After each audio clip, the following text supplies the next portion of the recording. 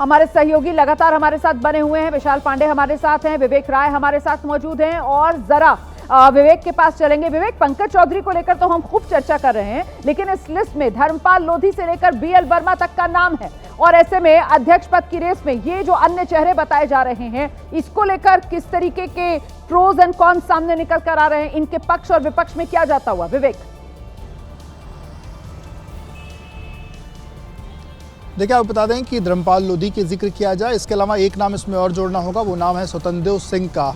और इन दोनों नामों को लेकर के ये कहा जा रहा है कि मुख्यमंत्री की पैरवी पर ये जो नाम है इनको शामिल किया गया है। यानी कि मुख्यमंत्री से जब जिन नामों को पूछा गया था उसमें स्वतंत्र सिंह और दूसरा नाम धर्मपाल का है। अगर मुख्यमंत्री का इस पूरी चीज़ों में चलता है तो इन दोनों लोगों में से किसी एक के नाम पर भी जो मुहर है वो लग सकती है। स्वतंत्र सिंह इसके पहले भी प्रदेश अध्यक्ष रह चुके हैं, मुख्यमंत्री के बेहद करीबी हैं, तमाम मुख्यमंत्री के दौरों में अलग अलग समय और मुख्यमंत्री के साथ जो है वो दिखाई देते हैं। और इसके साथ साथ अगर दूसरे शख्स की बात करें तो जो लोध बिरादरी का भी एक बड़ा वोट बैंक जो है वो उत्तर प्रदेश में, और लोध समुदाय को भी अपने साथ करने की कवायद, अपने साथ करने की कोशिश में धर्मपाल की तरफ भी जो इशारा है वो हो रहा है। और बीएल वर्मा को लेकर के आपको बता दूं कि पिछले 3 से 4 सालों में बीएल वर्मा का जो ग्राफ है उत्तर प्रदेश में वो ज़्यादा बड़ा है, संगठन में उनका ग्राफ बड़ा है।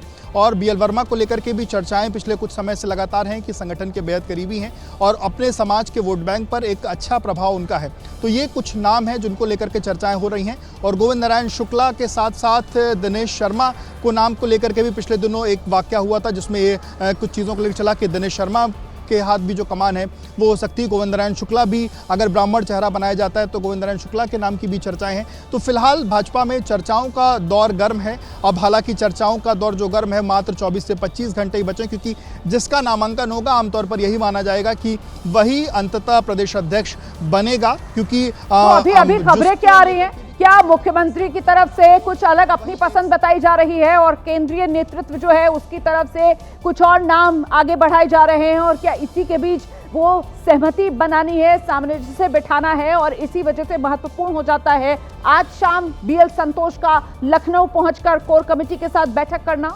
विवेक,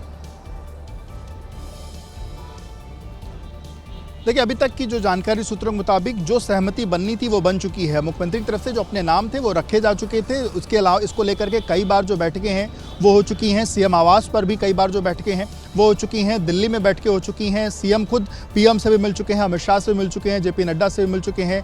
इसके अलावा बाकी जो भी यहाँ के उत्तर प्रदेश के जो बाकी नेता हैं, भूपेंद्र चौधरी, उनकी मुलाकातें हो चुकी हैं। तो ये अलग अलग नेताओं से जो सहमति बनाने की जो बात है, सहमति का जो दौर है वो कहीं ना कहीं खत्म हो चुका है। अब आज जब बीएल संतोष यहाँ पर आएंगे, कोर कमेटी की बैठक होगी, तो एक फाइनल जो प्रारूप है वो कहीं ना कहीं तय होगा। क्योंकि कल किसको बनना है उसको, ये हमारी जानकारी, उसको संभवतः इस बात को लेकर के जानकारी दे दी गई है। जो 3 से 4 नाम मुख्य लिस्ट में है उन 3-4 नामों को भी संभावना के तौर पर जानकारी दे दी गई है। और ये जो नाम है, ये नाम आज देर रात से लेकर के कल सुबह तक ये तमाम लोग लखनऊ में मौजूद रहेंगे। और कल उसके बाद फाइनली जिसको भी प्रदेश अध्यक्ष बनाना होगा उसको फिर पार्टी ऑफिस बुलाया जाएगा और फिर उसके बाद उसका जो नामांकन की प्रक्रिया है वो शुरू होगी। और इसमें 10 जो है वो लोग अपना जो प्रस्तावक के तौर पर उसमें शामिल होंगे। इसमें मुख्यमंत्री योगी आदित्यनाथ और दोनों डिप्टी सीएम में भी कोई एक व्यक्ति जो है वो प्रस्तावक के तौर पर मौजूद रह सकता है। इसके अलावा जो अलग अलग विधानसभा वार जो वोटर के तौर पर प्रक्रिया क्या होती है ये आपसे आगे समझती हूँ। विवेक, आप जवाब दीजिएगा प्रक्रिया को लेकर, लेकिन अभी हम तो 5 नाम चला रहे हैं जिसमें 2 ब्राह्मण समुदाय से आने वाले और 3 ओबीसी वाले चेहरे हम दिखा रहे हैं। लेकिन आपके हिसाब से तो ये लिस्ट और लंबी है, आप तो इसमें कुछ और नाम भी जोड़ रहे हैं। आप स्वतंत्र देव सिंह का नाम जोड़ रहे हैं, इसी तरीके से आप जो कुछ और अन्य नाम जोड़ रहे हैं उसके बारे में भी आगे विस्तार से चर्चा करेंगे। लेकिन फिलहाल जो ब्राह्मण समाज से आने वाले गोविंद शुक्ला, इनके बारे में एक बार फिर से आपको बता देते हैं। यूपी बीजेपी के महामंत्री हैं, अभी विधान परिषद के ये सदस्य हैं, ब्राह्मण समाज से ये आते हैं और ऐसे में इन पर बीजेपी भरोसा जता सकती है। उत्तर प्रदेश बीजेपी की कमान इनको दी जा सकती है। गोरखपुर जो क्षेत्र है वहां के ये मौजूदा प्रभारी भी हैं गोविंद शुक्ला। ब्राह्मण चेहरे के तौर पर इनकी प्रदेश में पहचान है, तो गोविंद शुक्ला का नाम भी इस रेस में लगातार बना हुआ है। वहीं बीएल वर्मा केंद्र सरकार में खाद्य उपभोक्ता राज्य मंत्री हैं। बीएल वर्मा का ग्राफ पिछले कुछ समय में पार्टी में, संगठन में तेजी से बढ़ा है। मोदी सरकार के 2 कार्यकाल में ये मंत्री बीएल वर्मा राज्यसभा के मौजूदा सदस्य हैं। बीएल वर्मा का नाम भी ओबीसी चेहरे के तौर पर जो बदायूं के रहने वाले हैं उनका उत्तर प्रदेश बीजेपी अध्यक्ष की रेस में चल रहा है। और ऐसे ही नाम धर्मपाल लोधी का भी चल रहा है। यूपी सरकार में फिलहाल कैबिनेट मंत्री हैं, पुराने बीजेपी के नेता हैं, आरएसएस से इनका जुड़ाव रहा है, लंबे वक्त से ये संघ और पार्टी के लिए समर्पित नेता हैं, सरकार में, संगठन में ये अहम भूमिका निभाते आए हैं। क्या इस बार बीजेपी प्रदेश की कमान इनको सौंपेगी? अपने आप में सवाल, क्योंकि रेस में इनका नाम भी बना हुआ है। और वहीं एक और ब्राह्मण चेहरा जिसके नाम की चर्चा बहुत जोरों पर हो रही है, हरीश द्विवेदी है नाम इनका। बस्ती से सांसद रहे हैं ये हरीश द्विवेदी, पूर्व सांसद हैं फिलहाल। ये ब्राह्मण चेहरे के तौर पर इनकी इस इलाके में बड़ी पहचान है और ऐसे में संगठन से लेकर सरकार तक का एक लंबा अनुभव हरीश द्विवेदी का है।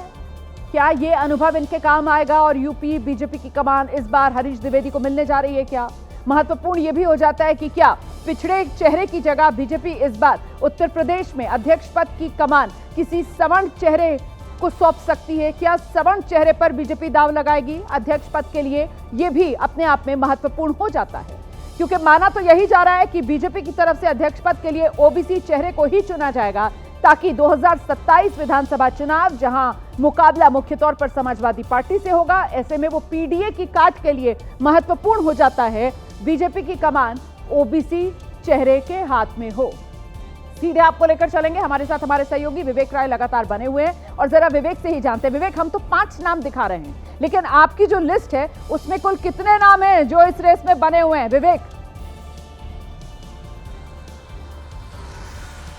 देखिए, इन नामों में स्वतंत्र का भी नाम जुड़ा हुआ है। इसके अलावा हरीश द्विवेदी के नाम का आपने जिक्र किया ही क्या, दिनेश शर्मा के नाम को जी, और दिनेश शर्मा के नाम को लेकर के भी चर्चाएं जो हैं वो गर्म हैं। तो ये कुछ नाम हैं जिनको लेकर के चर्चाएं हैं। और इसके अलावा वैसे तो फिलहाल आपको बता दूं कि अभी की जो सबसे बड़ी बात जो निकल के सामने आ रही कि ओबीसी अध्यक्ष फिलहाल होने वाला है। अगर इन सब के बीच में अगर कहीं सवर्ण जाति का अध्यक्ष होता है तो ये ब्राह्मण नामों के जो नाम है उसकी फहरिस्त बढ़ रही है। पर फिलहाल ओबीसी वर्ग से ही अध्यक्ष आने की जो बात है वो निकल के सामने आ रही। पर जो भारतीय जनता पार्टी में क्योंकि लगातार जो चीज़ें हैं वो स्पष्ट तौर पर चीज़ें लोगों के पास नहीं होती हैं, अलग अलग जो सूत्र हैं वो अपनी अपनी जो चीजें वो बता रहे हैं। और हरीश द्विवेदी को लेकर के जो आपने कि अभी तो वही हाल होता है, जितने मुंह उतनी बातें। देखिए, स्पष्ट तो जानकारी किसी के पास सटीक तौर पर होती नहीं है, सिर्फ और सिर्फ कयास ही होते हैं। और ऐसे में ये लिस्ट फिलहाल लंबी नजर आ रही है। इसमें जैसा कि हमारे सहयोगी विवेक राय बता रहे थे कि जब आप ओबीसी चेहरों की बात कर रहे हैं तो उसमें एक स्वतंत्र देव सिंह का भी नाम जोड़ लीजिए, और जब आप ब्राह्मण चेहरों की बात कर रहे हैं तो उसमें एक नाम आप दिनेश शर्मा का भी जोड़ लीजिए। तो कुल मिलाकर ये वो चेहरे हैं जो उत्तर प्रदेश बीजेपी अध्यक्ष की रेस में फिलहाल बने हुए हैं।